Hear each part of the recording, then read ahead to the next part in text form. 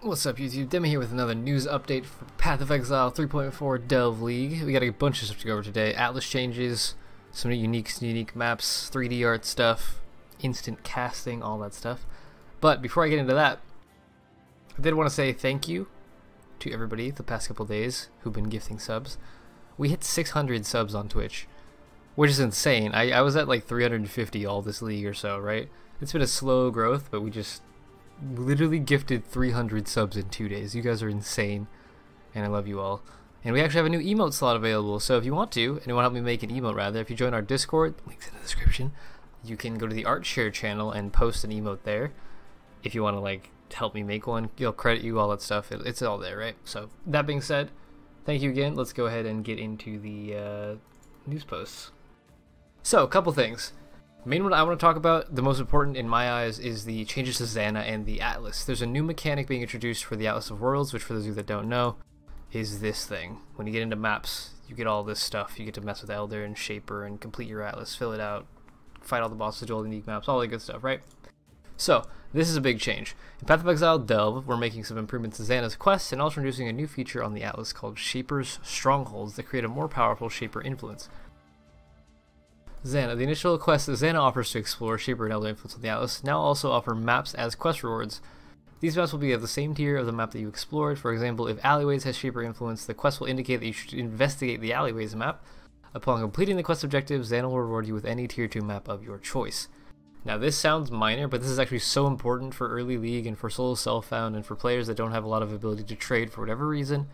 This is a way for you to help fill out your Atlas without getting stuck in a certain map, right? That's a pretty big problem early on. Getting maps to drop is like really hard without investing, and we don't have anything to invest early league, so it's awkward. This allows you to get maps from ZANA in addition to what you would normally get as drops, which is huge. The placement of the influence for these quests will always have a higher chance of being placed in maps that you have completed over maps that you have not completed, which is also nice because it means that she's not going to put this reward in like some map across the Atlas that you don't have access to. It's going to be ones you've already done, most likely. So, other things. Changes to the Atlas.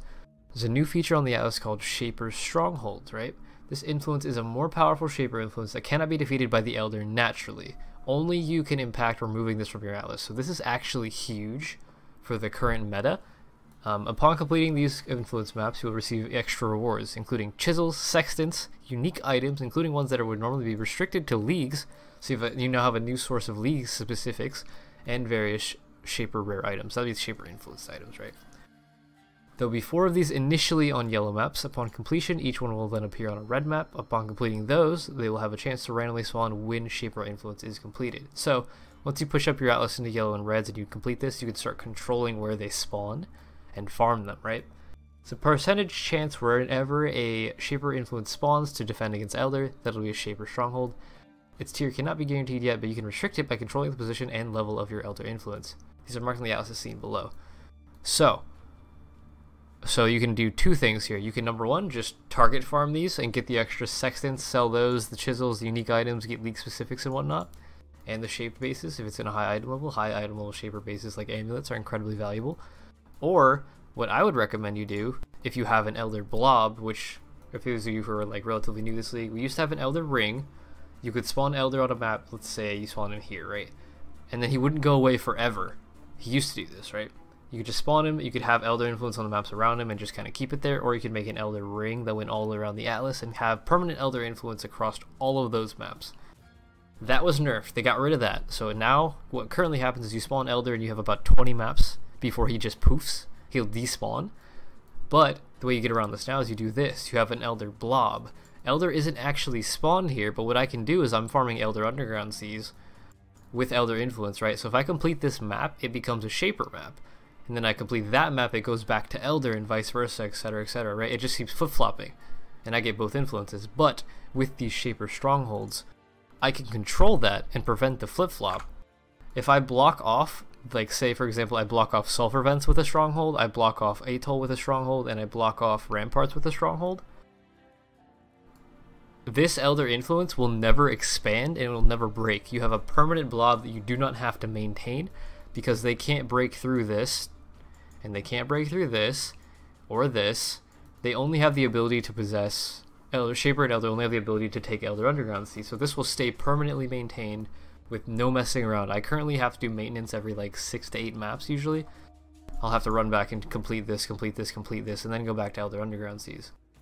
But once these are in, I can choose to not do that by surrounding my blob with Shaper fortresses, or I can just farm them and get sextants. Being like, this is just such a huge thing. There's no real good way to farm sextants right now other than just bulk farming maps.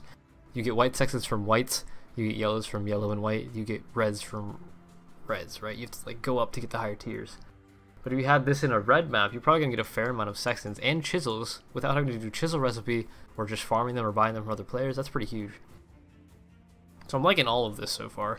And the league specifics, like league specific items mean things like Headhunter, for example. That's a Nemesis league specific item. I believe the Taming is also one of those. Barracks Respite, Barracks Grip, like all of those style of items are league specifics. Maybe even Ferul's Fur, Zerfi's Heart, those are all league specific items as well. We could potentially get from that. It's really cool. These features, this stuff will be across every league. This is not just Delve, right? This is every league. And then a minor add-on to that. In addition, ZANA questline has generally been updated with clear instructions with what it's guiding you to do. So it won't be just like explore Elder Influence maps. It'll actually tell you what to do. And that's huge. So I like all of this. I like this a lot. The next thing I want to talk about a little bit is instant skills. This isn't as important. It's just like a quality of life change.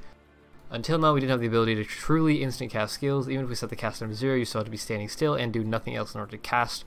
Example of this is Detonating Mines. The player may want to time it exactly, but can't do so while doing other actions. So in Delve, which is just 3.4 onwards in every league, right?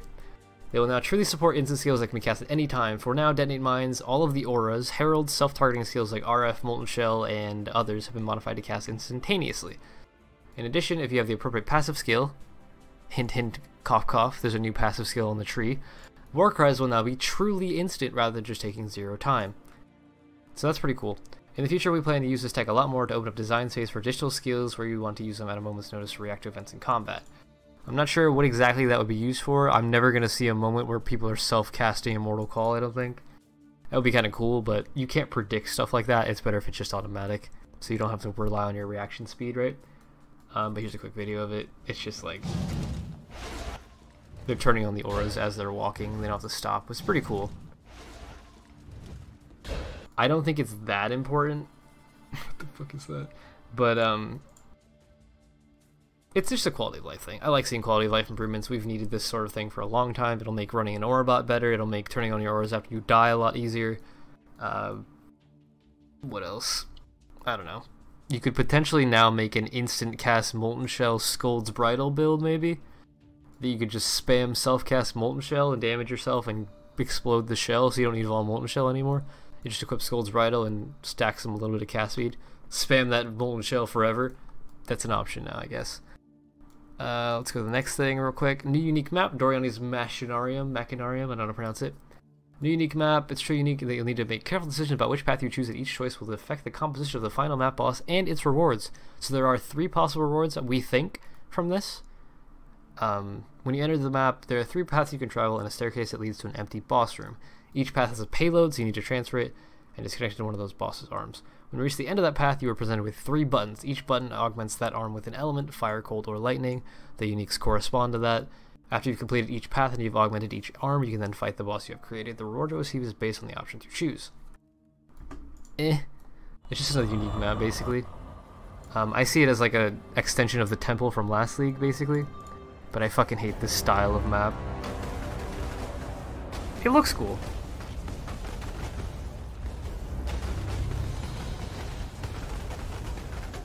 Also, they're using a Juggernaut with Hegemony's Era, the 2-handed crit staff. Oh, I wanted to pause on that screen so you can look at the options.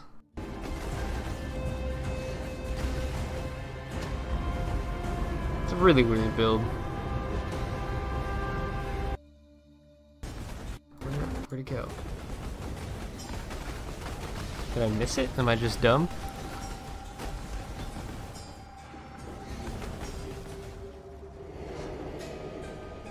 Okay, whatever. There's some options, right? You just choose an element, basically. It's kind of cool.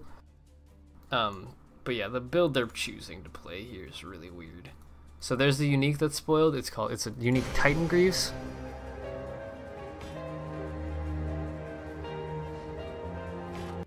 and his story on his delusion, which looks like this. This is the fire variant, right? Assuming there's 3. They have the 3D art for the other ones, or the 2D art rather, it's been mined. So it grants level 25 purity of X, and gives you fire damage to spells and attacks, along with some armor, life, movement speed. I'm assuming that the blue one is probably going to be energy shield and purity of ice. Green will be evasion, or sorry, this will be purity of thunder, sorry. Blue is thunder, lightning. This will be lightning purity, and then lightning damage to attacks and spells. This will be cold purity with cold to spells and attacks, right? Same style as this though. I don't mind this. The boots seem okay. Level 25 purity fire is kind of cool. I believe you get the additional 2 max res at that point from level 21 and then level 25, which is nice. But people are like, alright, I'll use this on my RF build. You won't, because additional fire damage to spells and attacks fucks your LA equilibrium. I could see it being used on other builds. The purity of ice would be really nice for like Uber Elder, just to have that extra max res to survive the vortexes and the beam and the slam, and everything else in that fight is all cold damage mostly, cold and fizz. But that's kind of cool. I like it thematically. I like the style of a map that you get to build the map yourself, but I don't particularly care for it that much. To me, this is probably going to be a map that you run once just to get your 1% completion on the Atlas, and then you never think about it again, which is kind of shitty, but hey, whatever. So the next thing is just some minor stuff. The Cloak of Defiance, where is it? This, no, fuck, sorry. Did I close that one? Yeah, this. The Cloak of Defiance got 3D art, which is an item that was iconic a long ass time ago when it was actually good, kind of like Lightning Coil. It took about 3 years, 4 years, 5 years to get 3D art, and no one cares about it anymore, but it has 3D art now. So that's cool. This is what it currently looks like. It has no 3D art, which sucks, but it's getting it. So you can skin transfer it, I guess, and it looks okay. I like the helmet more than I like the cloak. I also don't know what staff that is, but it looks sick. Alright, so next thing, there's a new staff. Soul Rest Azimite Staff. It gives you Summon Phantasm skill when you consume a corpse. So it's for like a summoner slash caster build. Spell damage, cast speed, mana regen, minions deal additional physical damage, which is great. If you consume a corpse recently, you and nearby allies regenerate 5% life per second. That's all great, right? But the question I have is, why the fuck are they putting spell damage and cast speed on a minion staff? Minion builds don't use spell damage. So what this makes me think is they've been talking about reworking passive skills on the tree, right? For minions specifically and some other stuff. This makes me think there might be a new keystone or a new ascendancy node or something like that that gives spell damage minion damage, like your minion damage or your spell damage also applies to minion damage or something like that, like kind of like what Scourge does or Crown of Eyes. That's what I'm thinking. I'm not sure if they're trying to push a hybrid minion caster style play. I don't know, but that's what it makes me think. Also, the 3D art's pretty sick. I mean, the way that they're holding it is, you know, clipping through it, but other than that, it looks cool. It's a really cool little staff, and it does actually have 3D art according to this post. It might not have it next week, we'll see. But yeah, that looks cool. And I think that's it. Not much else to talk about. I do want to say one thing here. I am actually working on a starter build guides for Delve video. Quick teaser, spoiler, I guess what you want to call it. I'm basically compiling a list of generic builds, and I'm going to make a video talking about each of them, advantages, disadvantages, maybe, and like recommend a specific guide, so like a forum guide or a YouTube guide. If it's not mine, I'll find one on the forums, or I'll find a YouTube video that's good. And this will just be like generic recommendations, because without patch notes, which will happen 2 days before the league, there's no way for me to make an actual dedicated like guide for something. So these are all builds that basically have existed forever. They're not going to get nerfed into the ground and be unplayable, other than potentially Arc or Ellie Hit, which is why they're down here. But all of these builds are probably going to be perfectly playable. So if you're looking for a starter build, here's a quick list, right? So I believe that'll do it for me. If you have any comments about what you think is going to happen with this stuff, any thoughts on any of this stuff, let me know in the comments below. If you enjoy this sort of stuff, you enjoy more content and want more from me, you can follow here, or subscribe here, sorry. You can also follow me on Twitch, links in the description, and watch me stream live, ask me questions live, whatever you want to do over there. If you want to support me in what I do, links to my Patreon and my merch store are below this, as well as a tip button if you just want to tip directly. But this is what my store looks like. We have some pretty cool merch. We got some adorable potato pillows, some Yeet t-shirts, little heart emotes. Like basically all the emotes on Twitch are here. There's sweaters, t-shirts, long sleeve shirts, whatever, right? Mugs, pillows. You literally have a sweater that's just an egg. Totally up to you. I'm pretty happy with the way the merch looks. From the people that have actually ordered it, they said that it's very high material quality and it looks pretty good, obviously. But that was really important to me. I wanted to make sure that the merch was comfortable to wear, because if you get a shirt with something on it that's cool and it doesn't feel good to wear it, you're never gonna wear it. So I'm glad that it's comfy. I'm glad that it's soft, right? But yeah, that'll be it for me. I hope you guys enjoyed the video. If you did, leave that like, smash that like button, hit the like button, thumbs up, whatever you want to call it. I don't know. I'll stop ranting. I just streamed for 10 hours. I need to sleep. Yeah, I think that's it. If I miss anything, let me know. I'll try to get it in the next video. But yeah, thank you guys so much for all the support, and I'll see you in the next one. That'll be Demi out. That was a really bad outro. I'm sorry.